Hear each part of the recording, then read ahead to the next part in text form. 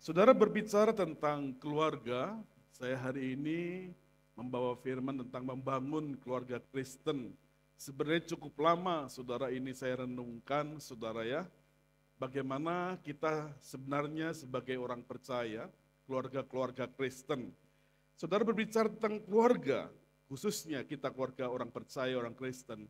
Sebenarnya itu banyak PR-nya saudara. Banyak PR besar yang harus kita kerjakan, yang harus kita lakukan, termasuk keluarga saya. PR-PR itu saudara antara lain bagaimana kita membangun keluarga kita sesuai dengan nilai-nilai Injil. Bagaimana kita membangun keluarga kita sesuai dengan kebenaran firman Tuhan.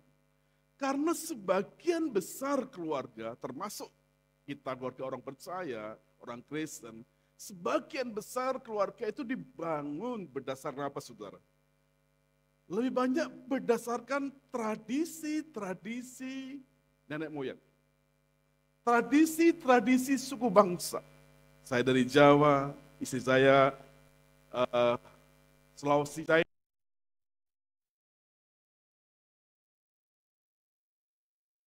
tua. Itu sudah pasti. Tetapi itu sebenarnya, saudara.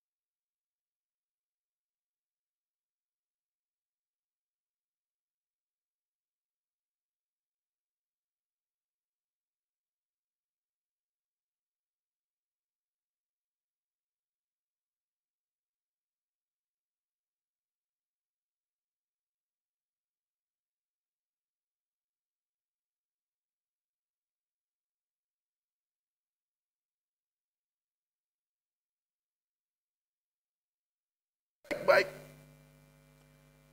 keluargaku adalah surgaku, istilah begitu saudara ya. Mungkin saudara berkata pada saya, Pak Tom, itu terlalu idealis. Mana sih ada keluarga seperti itu?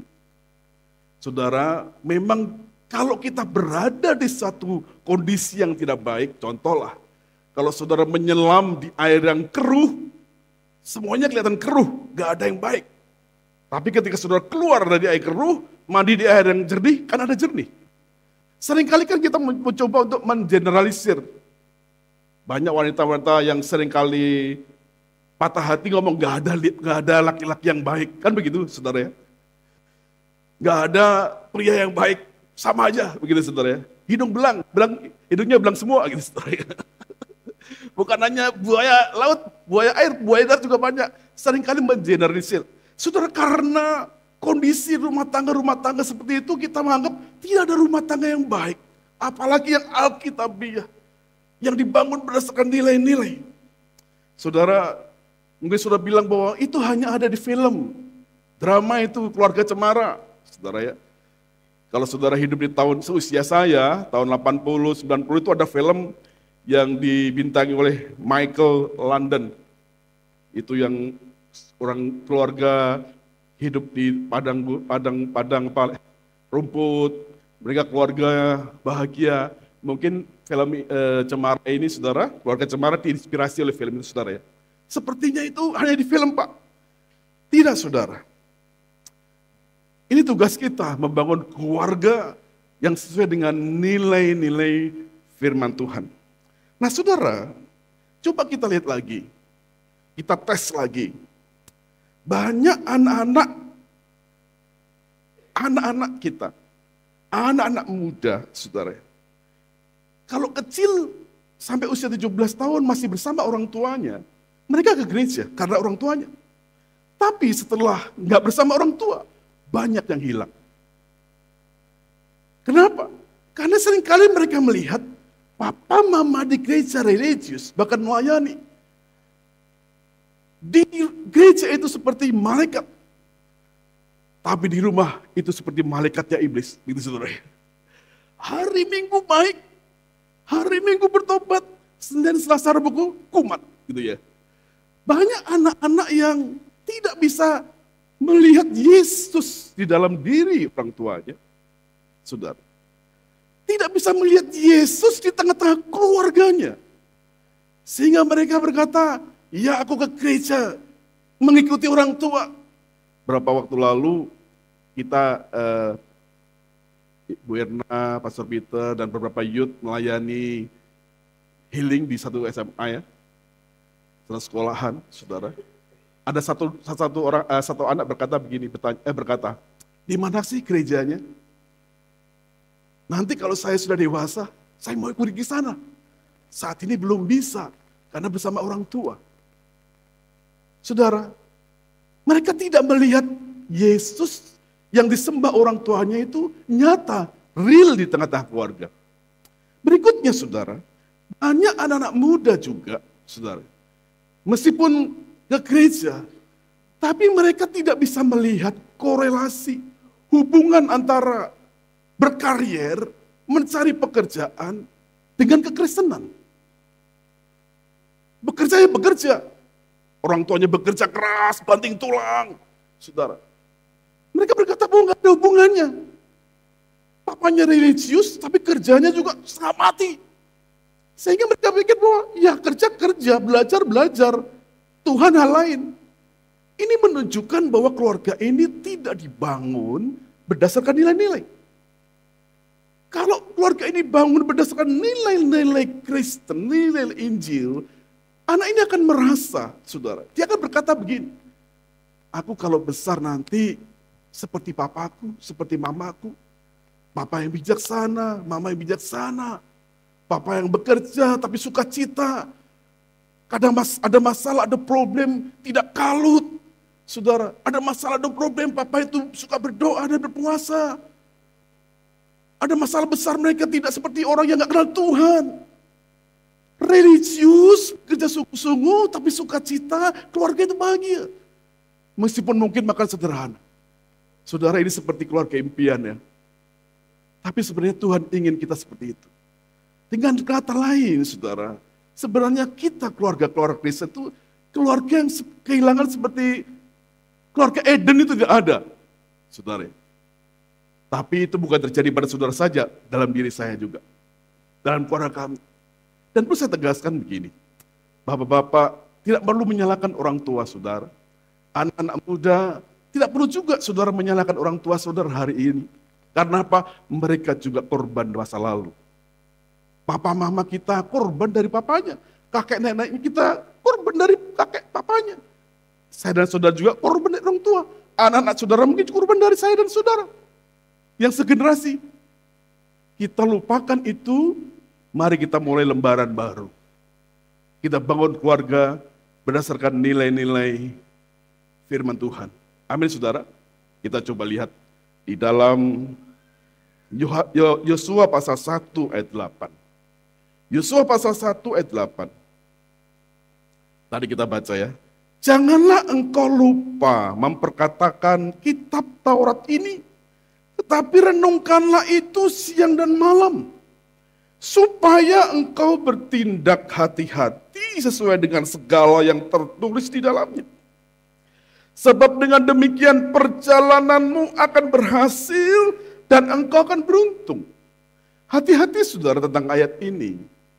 Tuhan tidak mengajarkan motivasi yang salah kepada Yosua. Tuhan tidak mengajarkan motivasi yang salah kepada saya dan saudara sebagai orang percaya. Tidak mengajarkan motivasi saya dan saudara salah terhadap Tuhan. Karena kalau kita baca saudara dengan cara yang salah, akhirnya salah. Ayat ini tidak mengajarkan begini. Kalau engkau mau menjadi orang Kristen yang berhasil, kalau engkau mau menjadi orang percaya yang sukses, beruntung, maka renungkanlah firman Tuhan siang dan malam. Bukan begitu. Kalau engkau mau menjadi orang Kristen, orang percaya yang berhasil, renungkanlah firman Tuhan siang dan malam. Bukan begitu. Yang benar bagaimana? Yang benar adalah, kalau engkau menjadi anak Tuhan, hei Yosua, renungkanlah firman Tuhan siang dan malam. Sungguh-sungguhlah menjadi orang percaya, galilah kebenaran-kebenaran firman Tuhan, renungkanlah firman Tuhan baik-baik. Maka firman Tuhan, kebenaran-kebenaran yang kau renungkan itu akan membuat engkau berhati-hati. Akan membuat engkau bijaksana dalam hidup ini. Kalau firman Tuhan direnungkan siang dan malam, firman Tuhan digali dengan baik, maka dengan sendirinya membuat engkau berhikmat, membuat kau bijaksana, membuat kau takut kepada Tuhan, membuat kau hidup berhati-hati. Kalau sudah demikian, pasti engkau akan berhasil. Berarti dua hal yang berbeda kan? Dua hal yang berbeda. Kalau yang pertama tadi saudara, kalau engkau mau berhasil, mau sukses, renungkan siang dan malam. Ini menjadikan agama sebagai jimat, firman Tuhan sebagai jimat supaya kita kaya, supaya kita berhasil. Kita nggak dapat apa-apa saudara, salah.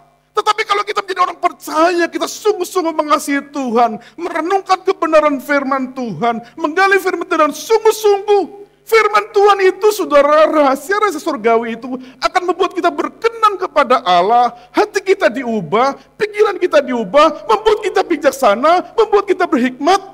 Kalau kita sudah bijaksana, hikmat pasti berhasil. Amin. Kita untungnya, kita benar di hadapan Tuhan, hidup kita berhasil. Kalau tadi saudara yang pertama itu, saudara menjadikan kekristenan sebagai alat supaya kita kaya, belum tentu kaya.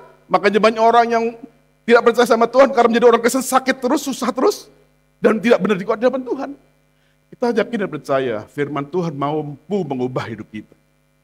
Sehingga ketika Yosua masuk tanah Kanaan, saudara, ketika Yosua masuk tanah Kanaan, sudah lepas dari perjuangan, ini Yosua firman ini yang pertama tadi itu, ketika Yosua mau menggantikan Musa. Tapi setelah Yosua masuk Kanaan, saudara, sudah selesai perjuangannya, Yosua berkata kepada orang-orang, kepada prajuritnya, kepada anggotanya, bilang ini, hari ini kemana engkau pergi beribadah, terserah. Beribadahlah kemana engkau mau. Tapi aku dan seisi rumah tanggaku, aku mau datang menyembah Tuhan. Aku mau beribadah kepada Tuhan. Karena Yosua sudah merasakan, kalau dia sungguh-sungguh pada Tuhan, maka hidupnya akan berhasil. Amin, saudara. Kekristenan harus seperti itu. Nah, kita lihat lagi, saudara, ayat berikutnya. Dalam Mazmur pasal 1, ayat 1 sampai 2. Sampai yang ketiga. Ada? Kelihatannya? Berbahagialah orang yang tidak berjalan menurut nasihat orang fasik, yang tidak berdiri di jalan orang berdosa, dan yang tidak duduk dalam kumpulan pencemooh, tetapi yang kesukaannya ialah Taurat Tuhan, dan yang merenungkan Taurat itu siang dan malam. Ia seperti pohon yang ditanam di tepi aliran air, yang menghasilkan buahnya pada musimnya, dan yang tidak layu daunnya, apa saja yang diperbuatnya berhasil. Orang-orang saudara yang mendengarkan firman Tuhan, mencintai Tuhan sungguh-sungguh, merenungkan firman Tuhan seperti pohon yang tumbuh di tepi aliran air. Dia tidak kekurangan makan, tidak kekurangan nutrisi, berbuah pada waktunya, daunnya tidak layu.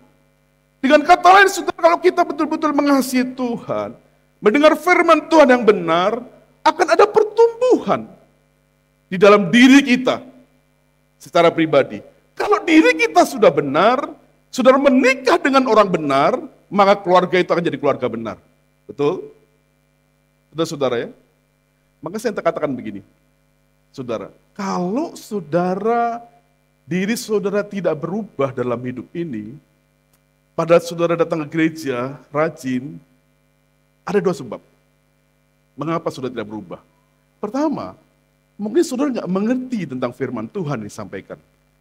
Yang kedua, mungkin juga gereja itu tidak menyampaikan satu kebenaran, tapi lebih kepada motivasi-motivasi yang sifatnya moralitis, yang sifatnya mengubah di luar, tapi tidak berbicara tentang kekristenan. Karena kita percaya firman Tuhan pasti mampu mengubah orang. Dan kalau kita sudah diubahkan Tuhan, keluarga kita pasti juga diubahkan. Yang berikutnya saudara, 2 Timotius 1 ayat 3:16 dikatakan gini. Segala tulisan yang diilhamkan Allah memang bermanfaat untuk mengajar, untuk menyatakan kesalahan, untuk memperbaiki kelakuan, dan untuk mendidik orang dalam kebenaran.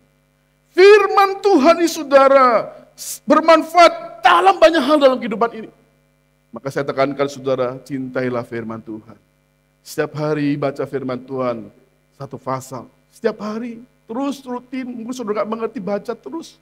Baca terus, gereja sungguh-sungguh, kita hamba-hamba Tuhan mempersiapkan diri dengan baik, supaya saudara menjadi pribadi-pribadi yang terus diubahkan, terus berhikmat, bijaksana. Kalau saudara menjadi pribadi-pribadi yang Tuhan inginkan, ketika saudara membentuk satu keluarga, keluarga itu adalah keluarga yang dibangun dengan nilai-nilai. Amin saudara. Saudara, suatu kali ada seorang pemuda datang kepada seorang bernama Gary Chapman. Kalau saudara di toko buku Kristen, itu banyak sekali tulisan dari Gary Chapman, saudara. Dia seorang hamba Tuhan, tapi memang dia sekolah di sekolah psikologi, tapi juga sekolah teologi, saudara. Dia memang penceramah tentang keluarga-keluarga Kristen. Saudara. Dia berbicara banyak, buku-bukunya juga banyak tentang keluarga-keluarga. Satu kali ada seorang pemuda yang baru selesai kuliah, dia datang kepada Gary Chapman ini, saudara. Dia bilang, Pak, saya sudah banyak mendengarkan ceramah-ceramah Bapak. Saya sangat diberkati. Tapi ada satu permintaan, bolehkah Bapak mau atau Bapak setujui? Gary Chapman bilang, apa yang kau mau? Pertanyaan apa yang kau ajukan? Permintaan apa yang kau inginkan? Lalu pemuda ini bilang begini, dia baru lulus kuliah dan sekarang dia mengajar satu sekolahan. Saya ini dari keluarga disfungsi, keluarga broken home. Saya tidak merasakan keluarga yang harmonis. Tidak merasakan keluarga yang sukacita. Tidak merasakan satu keluarga yang seperti Bapak ceramahkan. Keluarga yang Tuhan berkati, nggak merasakan itu. Nggak merasakan kasih sayang, nggak merasakan kehangatan. Saya ingin merasakannya itu.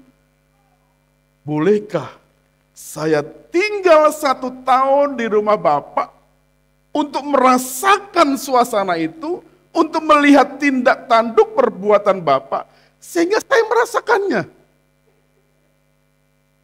Wah saudara, ini hamba Tuhan gak pernah dia terpikirkan seperti itu.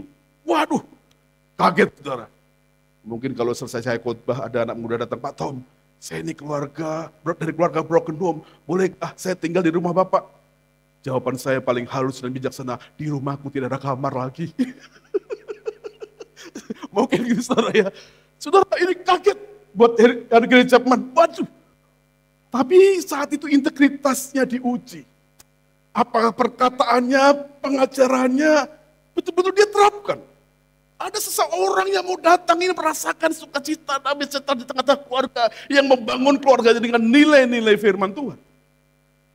Dengan ragu dan setengah hati, dia tanya kepada istrinya, dia tanya kepada dua anak, anaknya masih kecil di rumah. Ada anak muda yang gak pernah merasakan sukacita damai sejahtera sebagai keluarga Kristen, ingin tinggal bersama kita, ingin merasakan, ingin melihat, dan ya tentu nanti akan ditirunya. Dia mau tinggal 1 tahun di rumah kita. Saudara, jawaban dari istri dan anak sangat mengejutkan. Mereka bilang welcome, mengapa tidak? Wah saudara, ternyata istrinya mau, anaknya mau. Berarti mereka anak-anaknya sudah merasakan sukacita dulu saudara ya. Coba kalau anak-anak yang tidak merasa sukacita, jangankan orang lain, kita saja jadi anaknya sudah sempet, lihat apa? Kita sudah rasakan seperti di neraka. Saudara, akhirnya tinggallah ini anak muda, dibuatkan kamar di lantai bawah saudara, tinggallah di situ selama 1 tahun. Saudara, setelah 1 tahun lewat, pemuda ini pergi. Berapa tahun kemudian, pemuda ini kirim surat.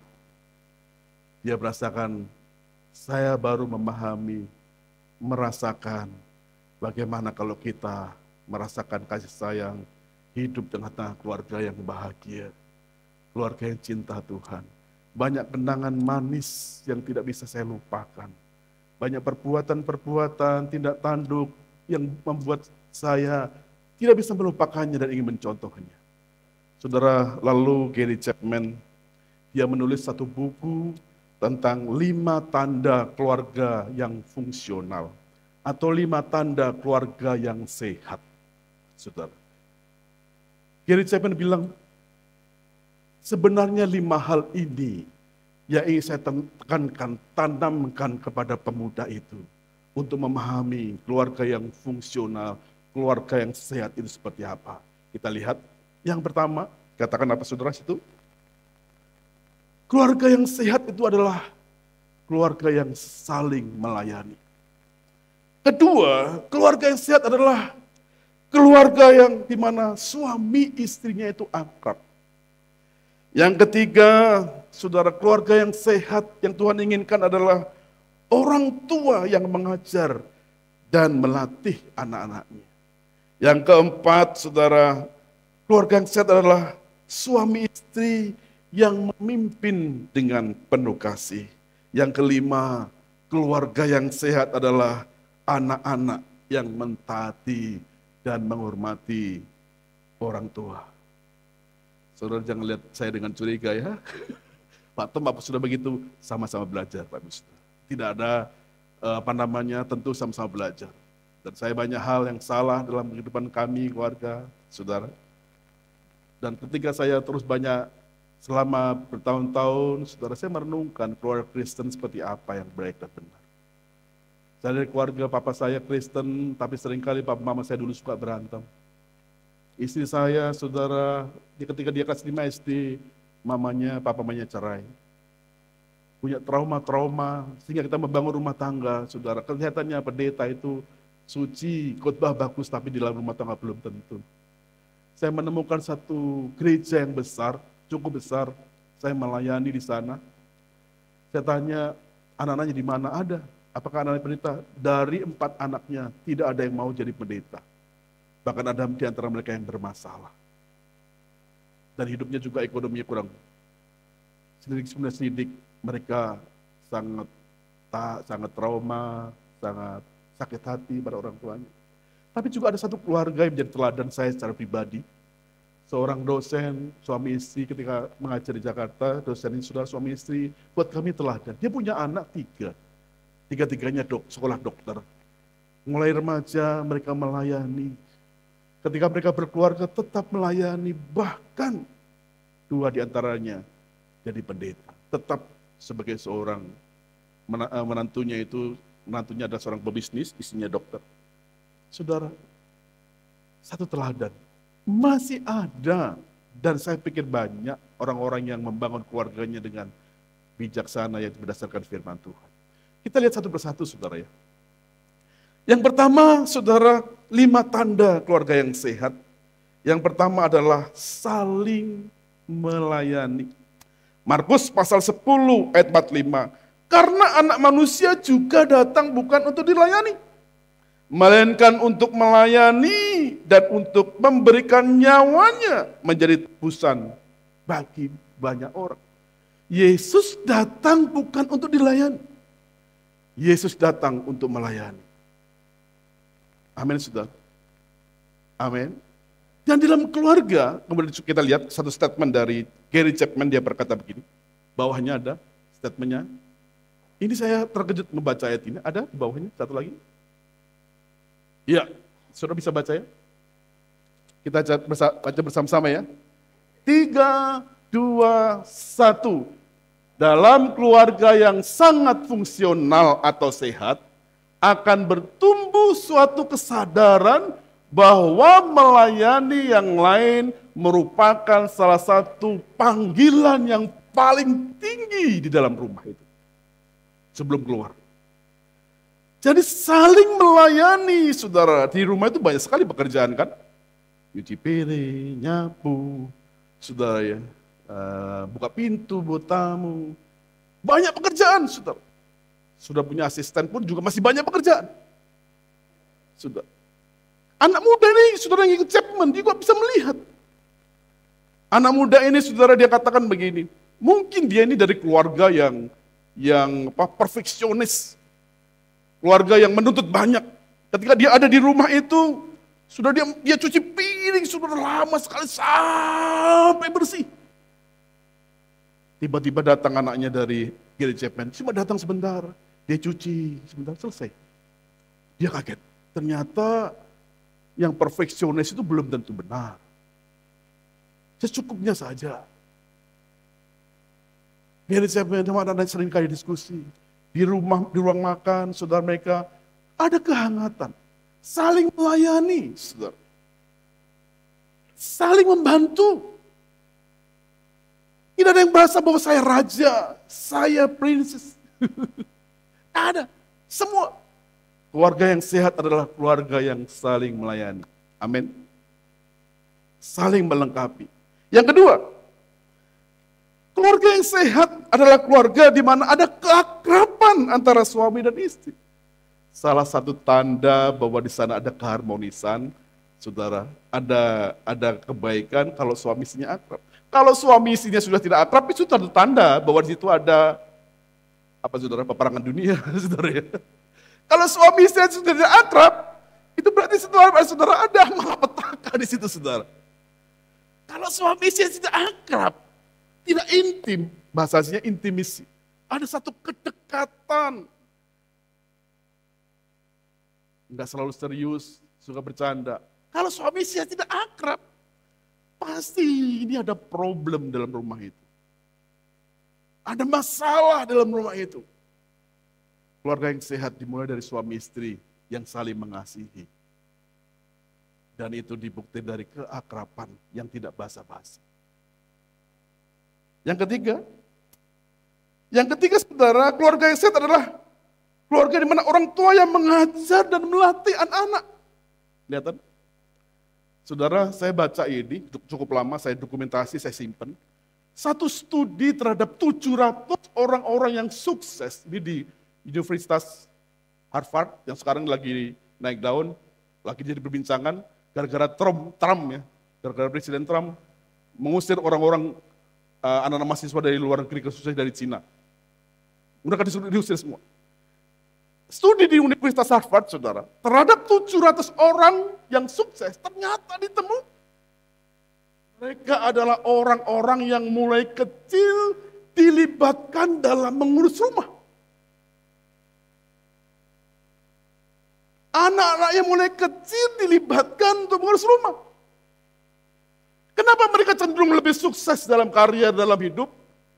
Ternyata saudara, berdasarkan studi penelitian itu, mereka yang sudah biasa bekerja di rumah, melakukan pekerjaan-pekerjaan rumah, mereka lebih bertanggung jawab. Mereka memahami kebutuhan orang lain, tingkat empatinya tinggi. Ringan tangan, lihat kotor, nggak cuma dilihat. Oh itu kotor, perlu diambil. Nggak perlu disuruh. Terus memiliki etos kerja yang baik, sudah terlatih di rumah mulai kecil. Memiliki tingkat kepercayaan diri yang baik. Dan memiliki mental yang tangguh. Studi ini membuktikan. Saya punya kesalahan, kami juga suami istri. Dan kesalahannya itu apa ya? Kalau istri saya di keluarga usaha, semua diatur orang, malam dia kerja, sampai malam kerja, pagi sampai malam kerja, tidur, bangun siang, kan tidurnya malam. Saudara, jadi nggak pernah urus di rumah tangga. Saya kebalikannya, saya mulai kecil orang tua saya keras sekali sama saya. Mulai kecil saya biasa nyuci baju, setrika, masak di dapur, ember, angkat ember. Di rumah nggak ada sumur jauh rumah orang, saben hari. Saya ingat masih mulai SD sampai saya keluar dari rumah. Saudara, saya masih mikul. Karena begitu kerasnya orang tua saya, ketika saya berkeluarga, saya tidak mau anak-anak saya didik begitu. Padahal salah. Tapi saya cenderung sudah mandiri. Penting untuk melatih. Perlu kesabaran. Berapa waktu lalu lah, saya punya cucu, L itu usia 1,8 kan. Saudara, 1,8 bulan. Saya mencoba praktekkan. Di kamar saya itu ada satu box, nggak terlalu besar, saudara. Mainannya banyak situ. Dia suka sekali kalau masuk kamar, lihat opanya, suka sekali karena opanya itu penolongnya, saudara. Wah, ada bapak punya, diminta apa dikasih. Kita main di kasur, saudara, berantakan, itu ya, dua main-main, suka cita lah. Setelah itu selesai ada sesuatu mau keluar, saya bilang, nak, El, yuk kita masukin lagi yuk barang-barangnya. Mainannya kita masukin. Saya masukin, dia masukin, saudara. Dia masukin, sama-sama. Lalu ditutup rapi-rapi, setelah itu selesai taruh tinggal. Anak kecil mentalnya kalau diajar bisa. Itu baru mungkin satu kebiasaan, betul ya? Tapi kalau kebiasaan dibangun, waktu masih kecil, dia bisa mengatur mainannya. Mulai sekolah, dia bisa mengatur pensilnya. Bisa sekolah, malam dipersiapkan. Ketika sudah mulai gede, bisa mengatur kamarnya. Saudara, bisa menyapu rumahnya. Itu jadi satu kebiasaan, dan buat mereka itu kalau dilatih mulai kecil, nggak berat. Anak-anak yang biasa dilatih seperti ini, membuktikan mereka lebih sukses. Kebalikannya, saudara. Kalau saudara nggak mengajar seperti itu, ada satu, mungkin dosen saya ini ngomongnya itu hanya melihat dari aspek yang lain. Ada satu dosen senior, dia gelarnya doktor dari luar negeri, Amerika. Pada suatu kali dia mengajar, saya masih ingat sudah, dia bercerita begini. Nah, anak-anak sekarang nanti kurang peka. Kurang peka terhadap orang tua. Lalu dia bilang, saya di rumah sengaja di apa namanya itu, di ruang tamu saya nyapu. Anak-anak saya bukannya membantu, malah diangkat kakinya. Saya menyapu. Dia bilang, anak-anak sekarang kurang peka. Menurut saya bukan karena kurang peka, tapi mulai kecil dia tidak diajar, dilatih dengan sabar untuk bisa melakukan pekerjaan-pekerjaan ini. Sampai akhirnya dia sudah besar nggak peka. Saya mau katakan, kalau saudara nggak melatih, ini selain ini ya, kalau saudara nggak melatih anak saudara kecil, sampai tua pun saudara masih nyuci piring, anak-anak main game. Saudara ngepel, nyuci kamar mandi, anak-anak aktivitas lain, dianggap biasa. Saudara sendiri yang akan sampai tua bisa melakukan itu. Anak saudara dianggap itu wajar, pemandangan seumur hidup. Jadi sebenarnya melatih dan mengajar, itu sesuatu yang mulia. Amin, saudara. Cuma caranya jangan militeristik. Kalau anak-anak saudara ya bawa aja itu ke Jawa Barat itu latihan tentara. KDM itu ya, sama itu. Jadi saudara, kalau kita mengajar dengan baik, saudara, dengan sabar.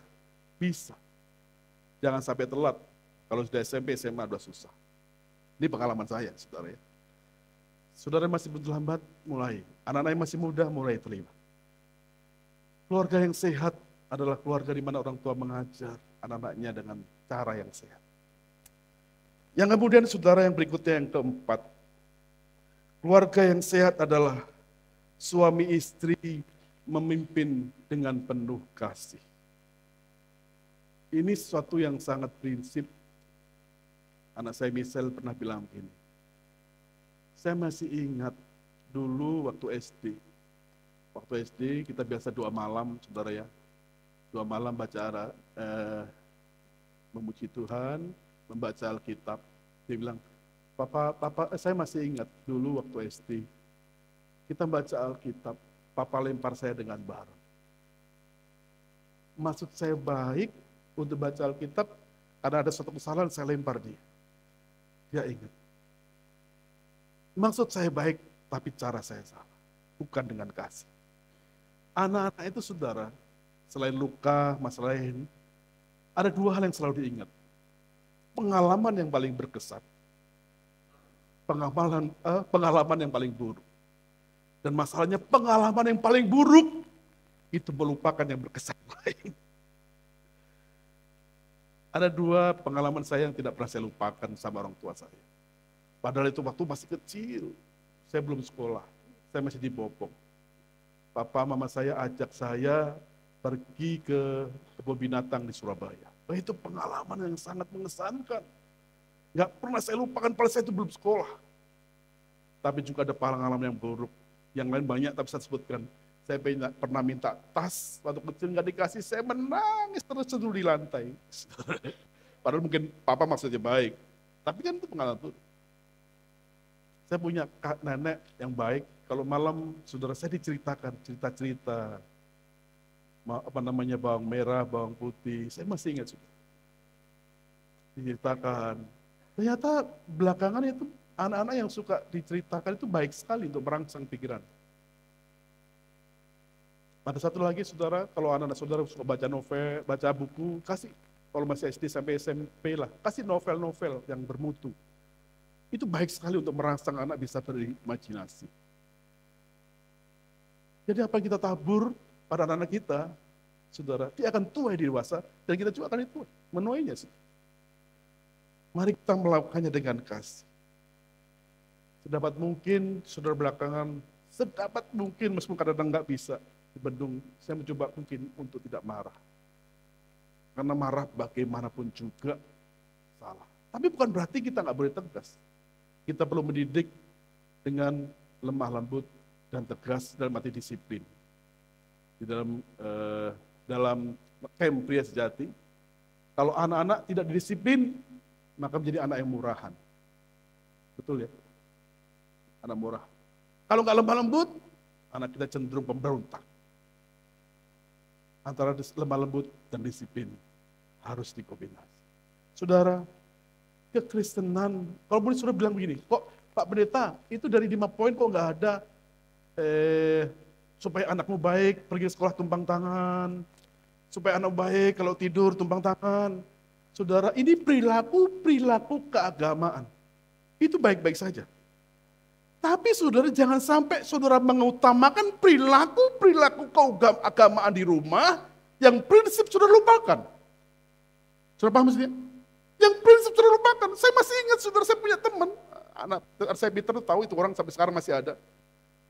Ini saudara, orang ini saudara, saben hari kalau anaknya tuh ada 4 kalau 5. Kalau anaknya itu saudara mau sekolah, doain sesuatu, tumpang tangan, diurapi, tumpang tangan, diurapi. Terus setiap hari. Padahal saudara ini bapak, sudah satu gereja tahu ini pribadi bermasalah. Apa artinya? Sudah melakukan perilaku keagamaan, tapi yang esensi, yang prinsip sudah lupakan. Bagaimana menerapkan firman Tuhan, Injil, kasih dalam tengah-tengah keluarga. Selanjutnya perilaku keagamaan itu baik-baik saja.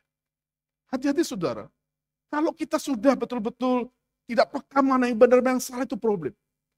Belum lama ini saya bersama dengan seorang pendeta. Saudara, ngobrol-ngobrol, dia bilang begini, Ya, kita perlu menginjil. Banyak daerah-daerah belum ada gereja. Kita perlu melayani mereka. Dia bilang sama saya dengan semangat, saudara. Tapi sebelum melayani mereka, kita tunjukkan dulu perbuatan kita sebagai orang-orang baik. Ketika dia ngomong itu, saya kaget, saudara. Ih, bahaya nih orang. Dia ngomong, sebelum kita menginjil mereka, kita tunjukkan perbuatan kita dengan perbuatan yang baik. Dalam satu kota tahu saudara ini pendeta bermasalah sekali. Sering bikin syak, berantem sampai semua orang. Kalau orang seperti ini susah sudah berubah. Ada orang-orang yang nggak tahu bahwa dia itu nggak benar, tapi bisa ngomong seperti itu. Itu dimulai dari keluarga. Jadi orang tua yang bijaksana, yang berhikmat, ya bisa menerapkan firman Tuhan. Saudara, pada akhirnya Tuhan ingin keluarga kita adalah keluarga-keluarga yang dibangun dengan nilai-nilai firman Tuhan. Amin, saudara. Dan itu tidak mudah. Mari kita praktek. Yang terakhir, yang kelima, saudara. Yang kelima, yang terakhir. Oh, lewat 1 menit. Anak-anak yang mentaati dan menghormati orang tua. Keluarga Kristen yang dibangun berdasarkan nilai-nilai Injil pasti akan melahirkan anak-anak yang taat dan menghormati orang tua. Kalau ada anak-anak nggak taat, tidak menghormati tua, pasti ada problem di tengah-tengah. Bukan dari soal anak itu, mungkin cara kita mengajar kurang, sehingga mereka kurang respect, kurang hormat sama kita. Masih banyak waktu, mari kita sama-sama mengevaluasi, belajar. Makanya Tuhan itu saudara sangat ketat, sangat keras berkata pada anak muda, jangan engkau mencari pasangan yang tidak seimbang, yang tidak seiman. Yang seiman saja kita susah membangun keluarga Kristen, apalagi tidak seiman. Saya tidak menyinggung sudah di firman Tuhan. Karena banyak hal sudah Tuhan ingin memakai keluarga kita menjadi berkat. Keluarga kita saudara menjadi orang yang keluarga yang baik. Sehingga orang melihat keluarga Kristen berbeda dengan keluarga yang lain. Dan terlebih lagi dari keluarga kita akan menerasi, Alkitab katakan keturunan ilahi. Keturunan ilahi berarti bahwa di dalam keluarga itu kebenaran firman Tuhan betul-betul dijalan. Amin. Mari kita tundukkan kepala.